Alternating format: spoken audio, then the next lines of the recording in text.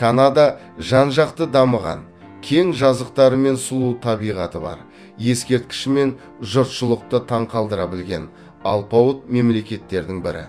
Бүгін сіздермен бірге Канада туралы қызықты, күлкілі, тіпті адам нанғысыз құпияларды ақтаратын боламыз. Канада жер көлемі жөнінен әлемде екінші орында тұр. Оның жағалау сызықтарының ұзындығын 243 мың шақырым. Ешбір елмен салыстыра алмайсыз. Батысында Тынық мұхиты, шығысында Атлант мұхиты, оңтүстігінде солтүстік мұзды мұхиты қоршап жатыр. Планетамыздағы судың 1/4 бөлігі Канада аумағына тиесілі болып отыр. Біріккен ұлттар ұйымының шешімі бойынша Канада соңғы 5 жылда 4 рет өмір сүруге лайықты ел деген атақты жеңіп алып отыр. Бұл таңқаларлық жағдай емес. Себебі Канада әлемнің ең бай елдерінің бірі. Ай сайын Канадаға 350 мыңнан астам турист келіп тұрады. Астанасы Оттава, аумағы 9.984.670 шаршы шақырым. Халық саны 34 миллион. Мемлекеттің ресми басшысы 2-ші Елизавета патшайым. Канада сөзін ежелгі үндістердің, гурондар мен ирокездер тілінен аударғанда Канада ауыл деген мағынаны білдіреді. Канадаға жолыңыз түсе қалса, сіз міндетті түрде бару керек көрікті мекендердің тізімін жазып алыңыз.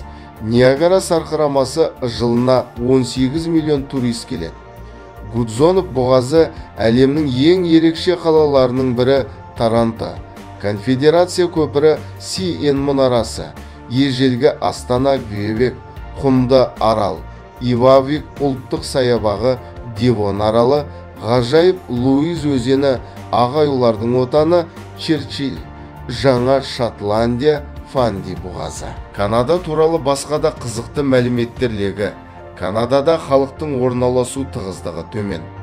Онда бір шаршы шақырымға орта есеппен 3,5 адамнан келеді. Елде 2 ресми тіл бар, ағылшын және француз тілі. Канадада әлемдегі ең кішкентай түрме орналасқан. Оның аумағы 270 шаршы метр. Канада қазба байлықтарды игеру жөнінен алдыңғы орында тұр. Мұнда табиғи газ, никель, алюминий, цинк, мырыш және алтын өндіріледі. Халықтың 33% ұйқы алдында кітап оқиды. Канададағы білім беру Англия мен ақш-қа қарағанда әлде қайда арзан келеді. Студенттерді оқуға қабылдау жылына 2 рет жүргізіледі. Канаданың 81% халқы қалалы жерде өмір сүреді. Елдің ұлттық нышаны үйеңкі жапырағы. Міне, қызық, Канада халқының жартысына жуығы өзге мемлекетте туылған екен. Канада баскетболдың, бейсболға арналған қолғаптың, батарейкалардың, электронды микроскоптың, бағдарламалаудың, Ява тілінің, лампочканың, киімге арналған сырманың, электр плитасының, кардиостимулятордың, сиреннің, қар көлігінің отаны саналады. Канаданың ұлттық тағамы паутин деп аталады.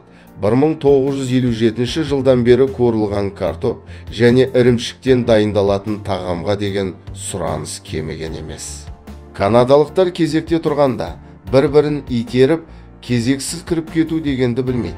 Кім бірінші келсе, сол адамға ең алдымен қызмет көрсетіледі. Канадалықтардың көпшілігі темекі шекпейді. Сондықтан қонаққа барғанда темекіге рұқсат сұралынады.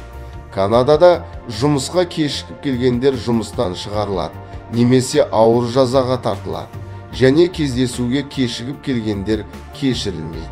Канадада саудаласуға болмайды. Алайда автокөлік, үй немесе қымбат жиһазға келгенде бір қатар жеңілдік беріледі. Канадада ішімдікке байланысты бірнеше қатаң заңдар бар. Мәселен, ішімдік мемлекеттік дүкендерде сатылады. Алайда Квебека мен Альберта қаласында жекеменшік шарап және сыра дүкендері бар. Олар кешке, демалыс күндері және мерекелерде жабық тұрады. Канадалықтарда қол алысып амандасу деген жоқ. Жалпы амандасуға келгенде олардан аулақ болған жоқ. Олардың көпшілігі бір-бірімен сәлемдеспейді. Аялдамада автобусты тоқтатқыңыз келсе, артық қимылдың керегі жоқ.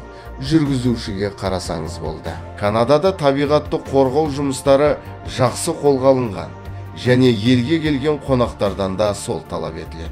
Бұл жерде қоқысты кез келген жерге тастап кетуге болмайды. Сонымен қатар көшеден қоянды, түлкіні, аюды көріп қалсаңыз, таң қалып жүрмеңіз. Канадада адамның мәртебесі оның қызметі мен міндетіне байланысты. Онда атына, әлеуметтік жағдайына, жынысына қарап бөліну деген мүлде жоқ. Әйел адамның қызметі ер адамның қызметінен жоғары болса, әйел сыйлы болып тұрады.